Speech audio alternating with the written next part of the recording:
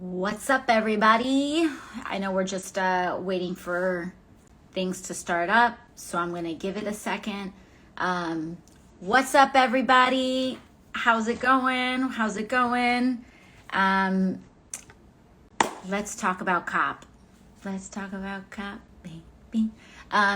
If you are taking a look, I've actually made this a little bit of a fundraiser live. I try to do this whenever I can just to give some love to the grassroots, some investment to activists and organizers across the United States and the world. A lot of times when I do this, these organizations have no idea that I'm about to do it because I scroll through and I say, can we, let's see who we can help out today. And I just kind of go ahead and do it. And so sometimes even my own team doesn't know. We always make sure that the orgs are legit. They're always people that we're in community with and such. But the actual timing of when we do it sometimes is a surprise. And so today, just so you know, Soulfire Farm is who I picked. They do an enormous amount of food injustice, and they work in food justice work with Black, Indigenous, and other frontline communities, rural and urban. Extra perk of them being based right here in New York.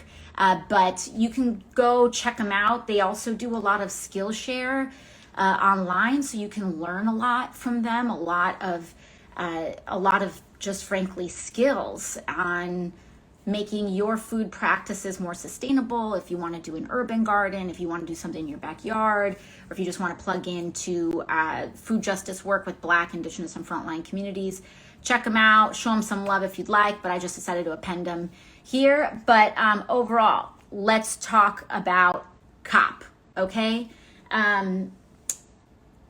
As you all, if you've been following my Instagram stories for the last couple of days, I have been kind of sharing with you all some of the behind the scenes from COP and showing you all what it looks like to actually be one of the diplomatic teams, part of one of the diplomatic teams that are sent to the conference.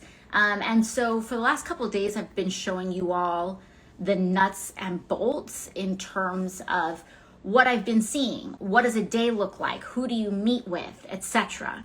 I have been reserving my commentary on the actual judgment, content, output, etc. from this COP until now, until we've been able to really be able to talk to you live and answer some of your questions, because there's a lot that goes into it. I don't think I can always fit them into 15-second videos, but I do think it's really important for the sake of transparency for you all to know what's essentially happening in your name, right? Because whether you're in the United States or not, especially if you come from a Western country or a wealthier country, you likely have full diplomatic teams that are negotiating for you.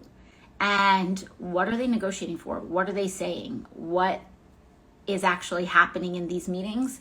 I think is something that you all deserve to know. So let's start from the top. What is COP at all? What even is that?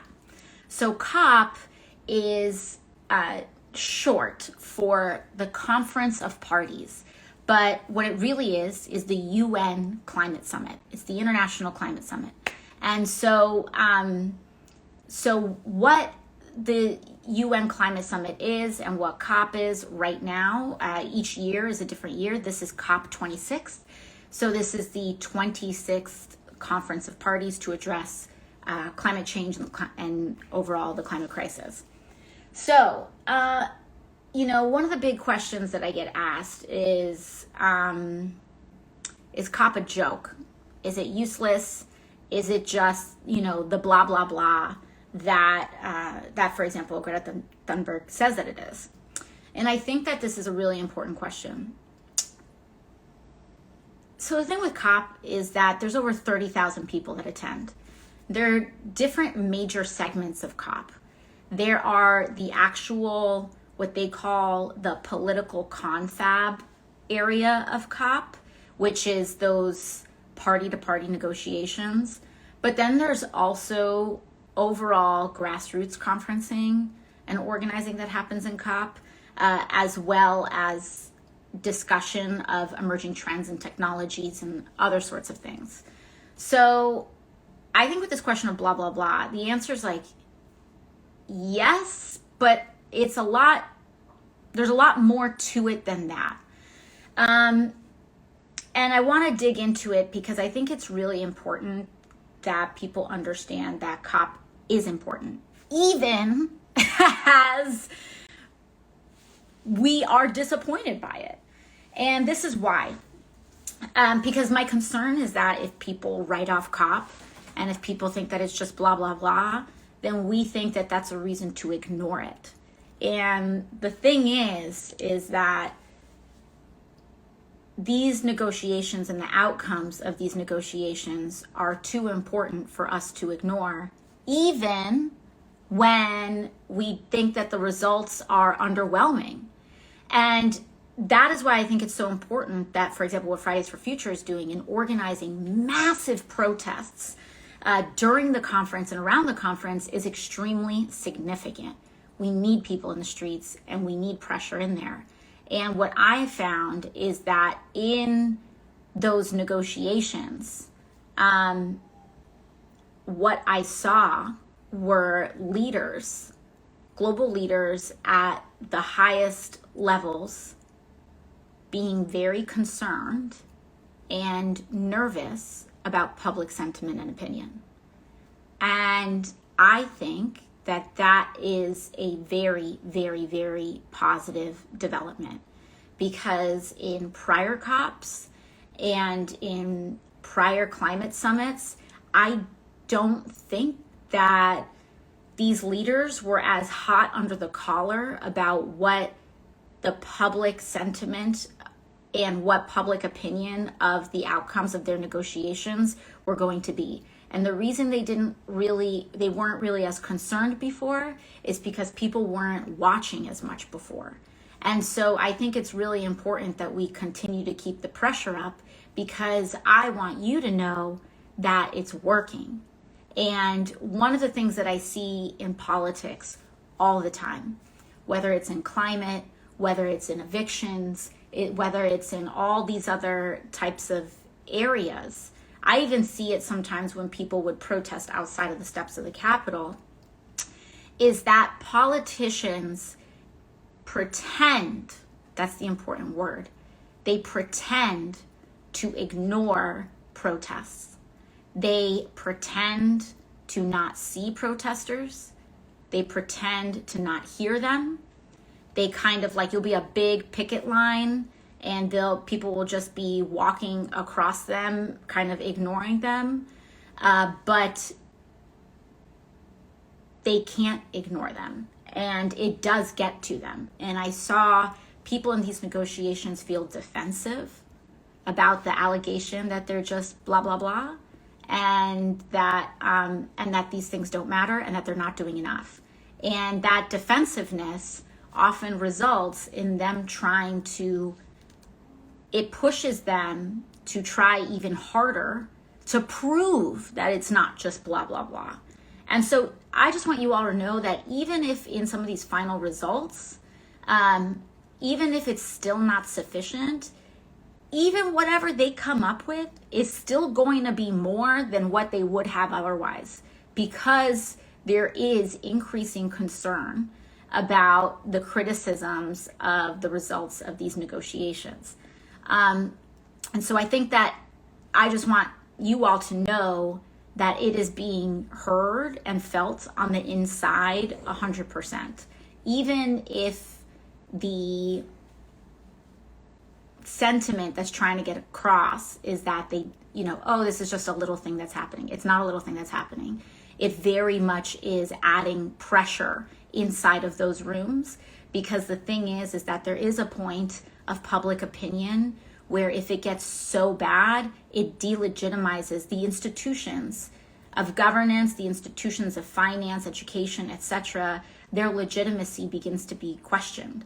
And if things are starting to be seen as illegitimate, then power starts to crack. It becomes a very big concern. So I just want you all to know that the protests are working. Now, some of the other things that I think are important to see in COP, though, is that there's good news and there's bad news, right? The good news, I'm like, should I start with the bad news or should I start with the good news? What do you all think? Should I start with the bad news or should I start with the good news? Maybe I will start. I'm looking at the comments to see if there's any opinions here. Now, anyways, so I'll start with bad news so that I can end with good news. Okay, I'm seeing here people are saying bad news. I'll start with the bad news so that we can go with the good news. The bad news is that I think if you are under the age of, 40, the ambitions and timelines that people are setting out are not good enough for us. I mean, COP, like the whole big thing with COP is we're going to go net zero on emissions by 2050. And like, that's like this big ambitious thing. And the thing is, it's like a lot of these people making these decisions are, and I'm sorry because people get very upset with me. People are always kind of throwing these accusations of ageism towards me and all of these things. But I mean, there is just a basic biology here that we have to contend with, which is that if you are under the age of 40, you are very likely going to you have a very high possibility of seeing the year 2050. And that creates a totally different set of incentives than if you are older, making decisions for a time when you will no longer be alive to see them. And older people have grandchildren and they care about their grandchildren. And for some, for huge populations of people who care about their grandkids, that puts a skin in their game for their fight. But that frankly does not apply to all older people. Some of those people are they think that if they are rich enough, that they will able to have their kids inherit enough wealth to shield them from the climate crisis. And that is simply not going to be the case. And I don't think that has really sunk in yet for a lot of people. And so for some folks, when we see this thing of net zero by 2050, they're like, yeah, like this is great. This is a huge transition, like all of those things. And that might be relative to the status quo now, but for us, that's really not good enough. So let's talk about why net zero by 2050 is not really acceptable for young people. And this was really one of the central calls from the streets and protesters outside of COP this year. It was net zero by 2050 is ridiculous. And the reason that they say that is because of the following. Net zero emissions does not mean zero emissions. So what we're talking about is by the year 2050, we will still be, that's Deco. We will still be emitting fossil fuel emissions, CO2, methane, etc.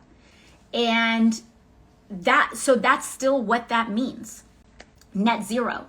The net means they're saying, we're going to be invested in and engaged in so much drawdown technology and drawdown practices that the amount that we're going to be drawing down is going to be equal to the amount that we're emitting. So it's going to be a wash.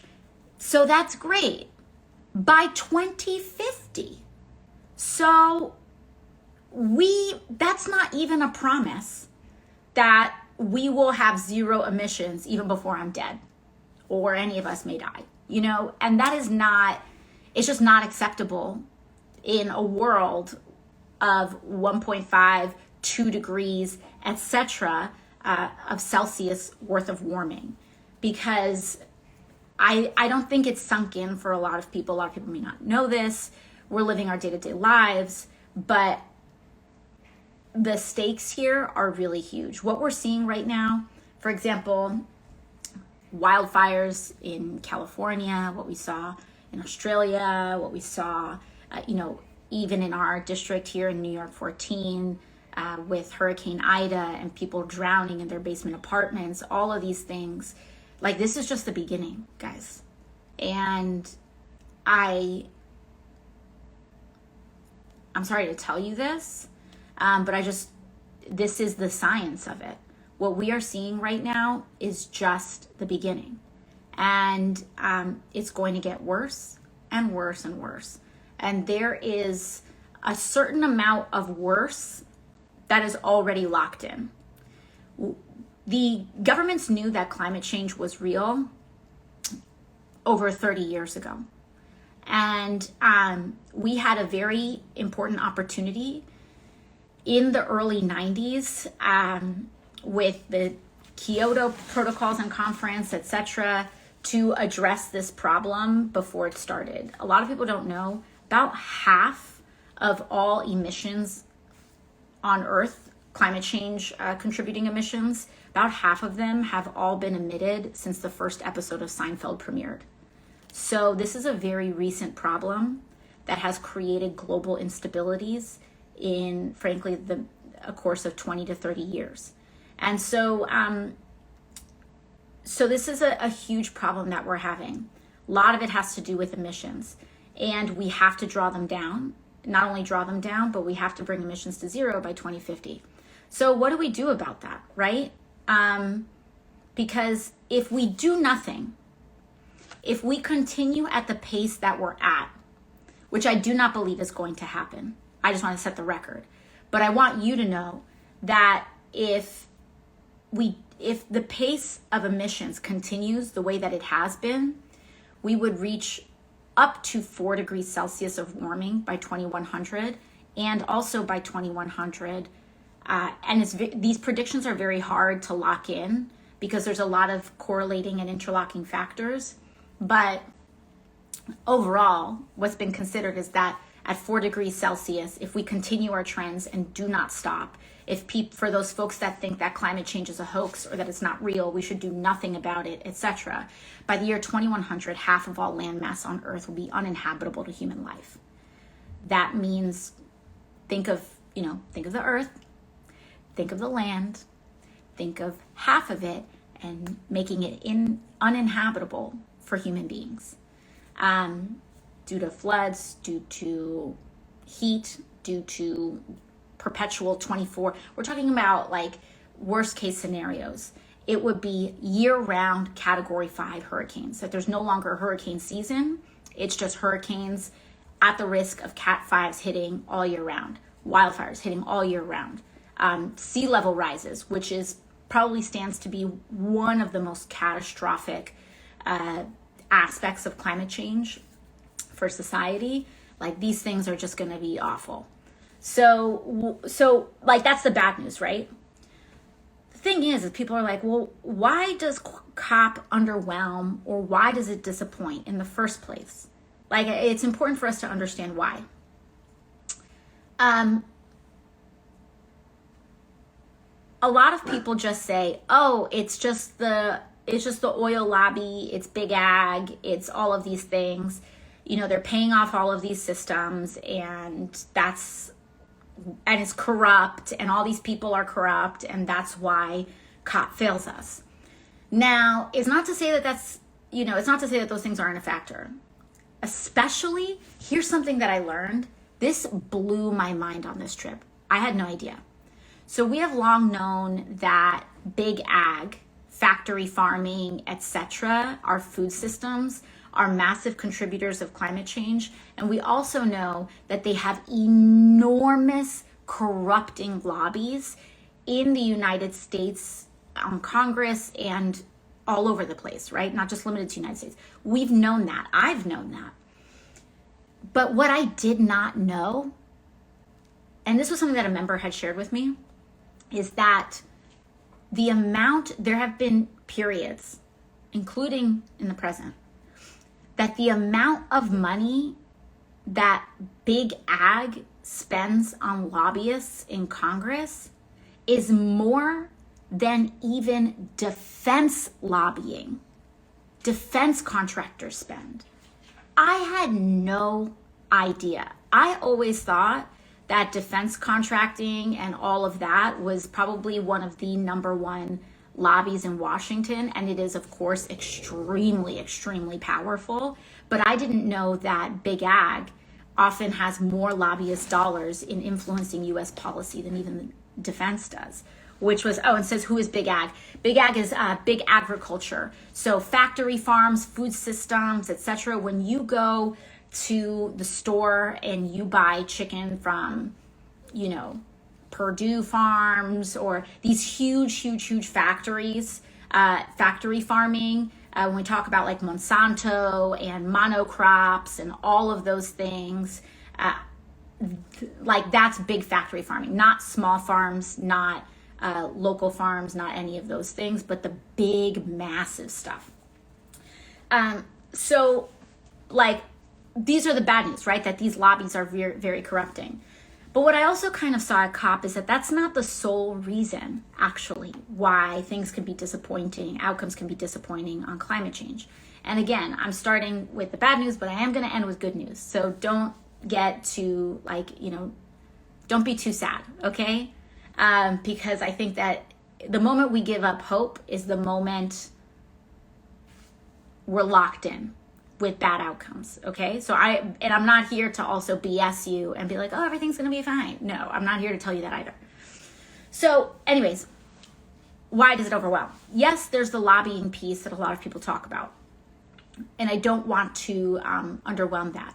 But I also wanna highlight the mechanisms through which that lobbying occurs, because it's not just like a bunch of lobbyists go to COP and they're in the room and they're like, this is something that I learned when I got to Congress too, is that in our collective imagination, we all know that money in politics is very corrupting. We all know that lobbying negatively influences our outcomes, but we don't really understand how lobbying actually works. We think that, for example, in Congress, we think that lobbyists will, like if there's a big vote coming up, we think that lobbyists will call a member of Congress and they'll say, you better vote for this, and if you don't, then like it's all over and all this other stuff.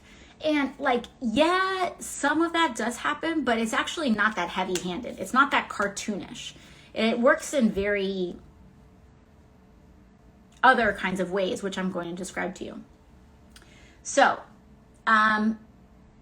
one of the big issues at COP is that you have different countries coming in and wanting to make negotiations on how we draw down climate. Now, I'll give you a little piece of good news. The piece of good news here is that countries here, they all know that we need to do this. They all know that the threat before us is existential, and there very much is a great deal of motivation in collaborating internationally to draw down emissions.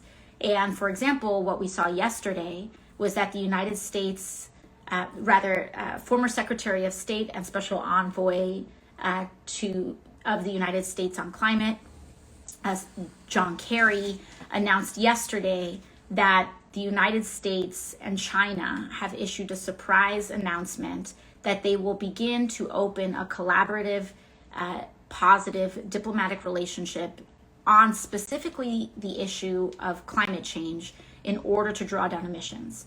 Now, people may say, oh my God, what does that mean? Is it just on paper? That's one of the questions that I received, because it wasn't particularly detailed. It was quite broad, and this is where I kind of pivot back to the bad news section, is when individual countries come together on the issue of climate change, they're not just operating as individuals, right? This is not John Kerry making proclamations, nor is it ambassadors and individuals from different countries being able to come together and make these commitments on climate. They have to be in accordance with the domestic politics of each individual country. And so, for example, one of the hubbubs that we got and some of the heat the United States got was that several countries had come together to announce that and commit to the fact that and sign an agreement that they will no longer open new coal burning factories or really aspire to not produce coal-based energy by 2030. And people are saying the United States did not sign on to this agreement. And people say, oh my gosh, why not? The United States is not stepping up, etc. Well, the thing is we have to come back home, right? And domestic politics becomes very much an issue. As we know, there are huge communities and lobbies in the United States that would issue an enormous backlash to just a sudden proclamation of us, signing on to that. And so I think it's important that when we come together at COP, each and every individual country, someone said Australia, Australia came and really brought nothing to the table on this. And that complicates negotiations. However, I think some of the good news is that a lot of these countries, even if they aren't able to sign on to public proclamations because of domestic complications with domestic politics, they are in some ways quietly making investments in infrastructure in order to facilitate these transitions.